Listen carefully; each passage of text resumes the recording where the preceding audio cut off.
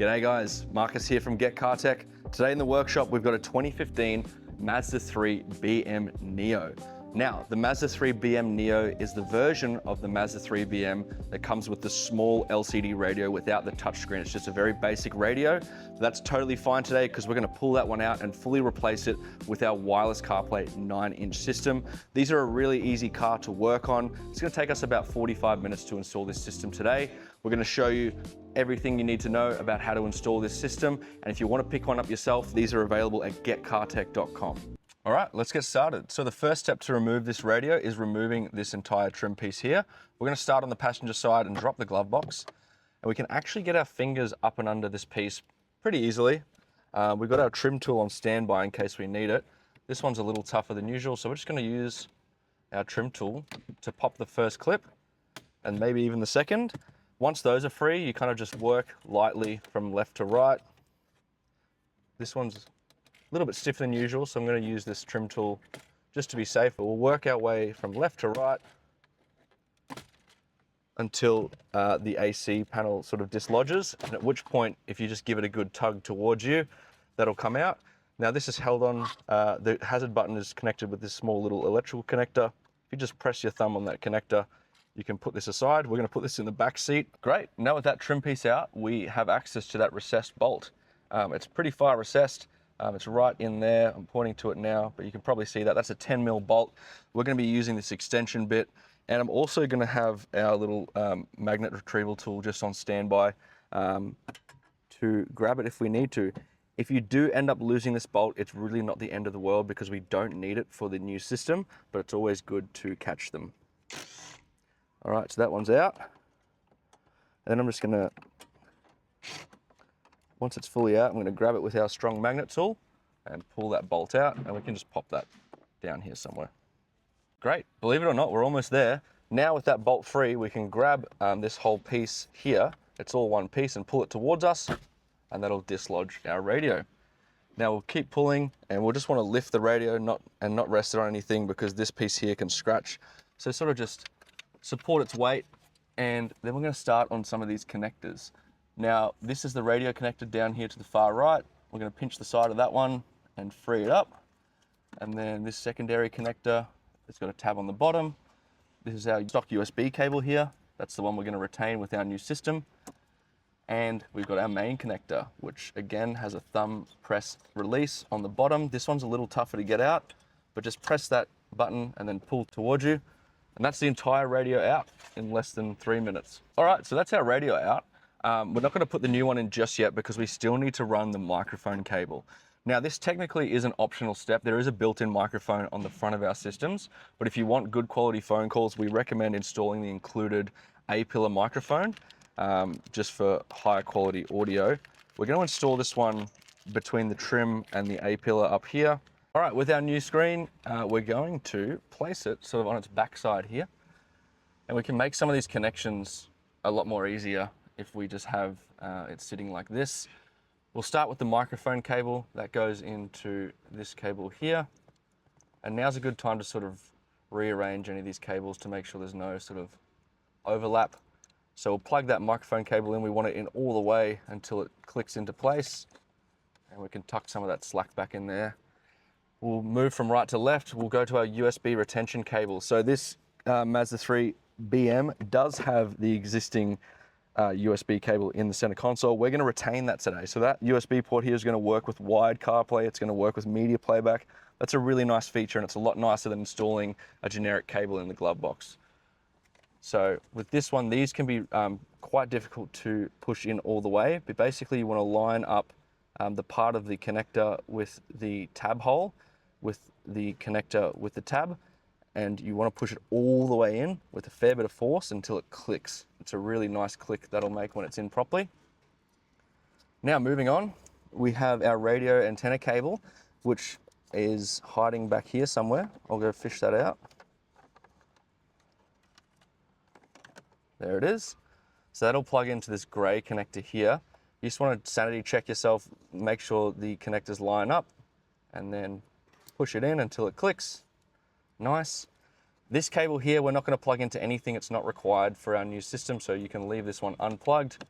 But finally, we're going to use this main connector here. Now this one can be a little bit difficult to get in the first try because it is such a large connector. But we just want to line these up as best we can. The alignment is really important for this part. And then I like to grab both sides and really give it some. And then you'll know it's in properly because it'll click nicely. There'll be no gaps. It'll be aligned perfectly. Great. That's all the connections made. We can now place the system in.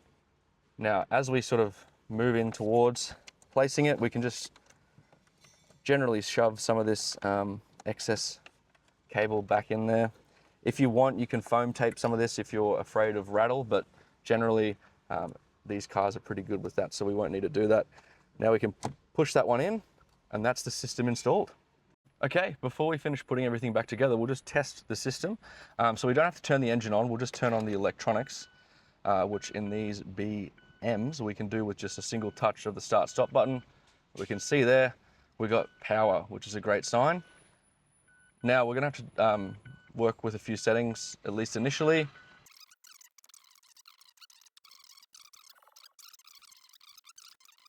All right, great, so that's our system configured. Now let's connect the phone. All right, so you want to open up your phone's Bluetooth settings and scroll all the way down until you reach the bottom where you can see discoverable devices. Because we changed the boot logo, the Bluetooth name for this device has changed to Mazda, and we want to hit that, and we want to hit pair, allow, and there'll be a third prompt for CarPlay. We want to make sure we hit connect, and there's that prompt. And then we'll see on our screen, we are straight in to wireless CarPlay. Now the first connection, it can take a while to sort of get moving if it's the first time you've connected to CarPlay because your phone's doing stuff it hasn't done before. But you can see we're straight into wireless CarPlay. This phone's paired now, so it's paired for good, which means we don't have to do that again. So it's a one-time pairing process per phone. And the cool thing about this unit is we also have access to wired CarPlay via the stock USB ports. That's another option we can use as well. I won't spend too much time covering CarPlay, but as you know, CarPlay is the best thing about in-car infotainment. You've got Waze, Spotify, Google Maps, Apple Music. Whatever you've got on your phone, if there's a CarPlay companion app, it'll show up here automatically. You've got Siri as well. You can prompt that using the bottom right button. You can ask it to navigate places, call people. Our units are really, really snappy. Inside of Google Maps, we can have a look at a 3D view of Brisbane City.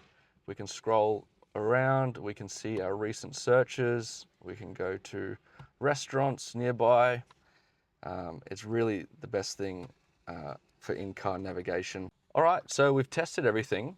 We know that sound's working. We'll just quickly play something through Spotify just to sanity check ourselves. Great, so sound's working. We prompted Siri so we know that the microphone's working. That's basically confirmation that everything's been installed correctly. We can start to reassemble the car, and after we've done reassembling, we'll show you a few other features as well. All right, so before we put this final piece of trim in, I just will show you the screen mirroring feature. It's a really, really cool feature. So if we want to back out from CarPlay to the main interface, we can press this Mazda button. That'll take us back to the main menu. I'll just go through a few little things inside of here. So music is a very basic music playing app. You can plug in a USB into the stock USB port and play music files off a USB. Very old school, but it can be done. Radio obviously is just FM and AM radio.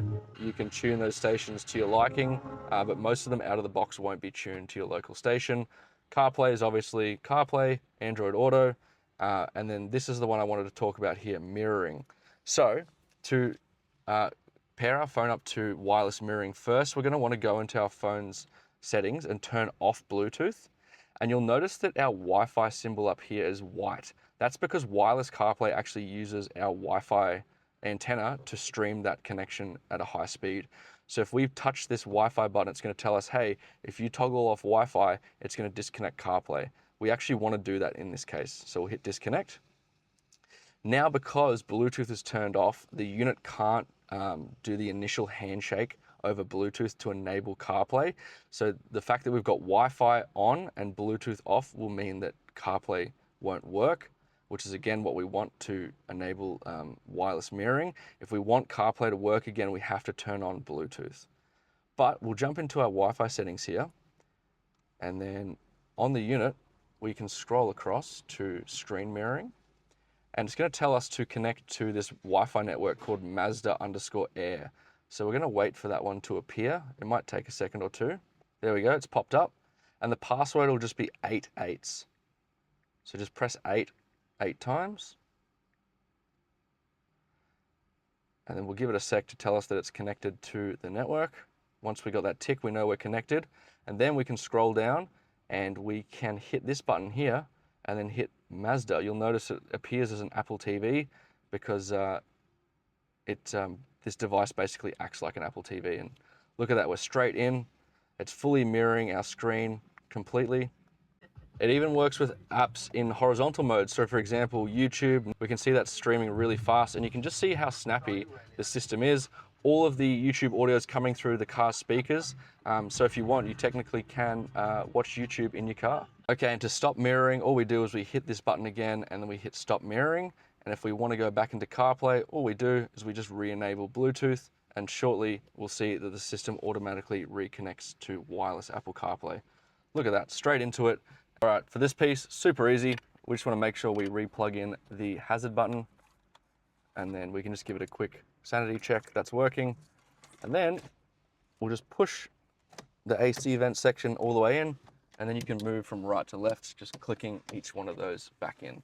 Alrighty guys, in just over 30 minutes, we've installed this beautiful wireless CarPlay system into this Mazda 3 Neo. These really are a piece of cake to work on. Now, if you want to install the exact same system that you saw in this video today, we sell these on our website, getcartech.com. We ship these from Australia and they come with our successful install guarantee, which means that if you have any problems with the system or any problems during install and we can't help you over the phone, you're entitled to a full refund. These are seriously unlike anything else on the market, and I hope you can see that in this video today. Now, today's video was just a bit of an overview. We skipped over a few of the install steps to keep this video nice and succinct, but if you do buy the Mazda 3 DIY kit from our website, we send you a link to a private YouTube video where we don't skip over a single step. We show you exactly how we install these things to a professional level in the workshop. Thanks for watching, guys. We'll see you in the next one.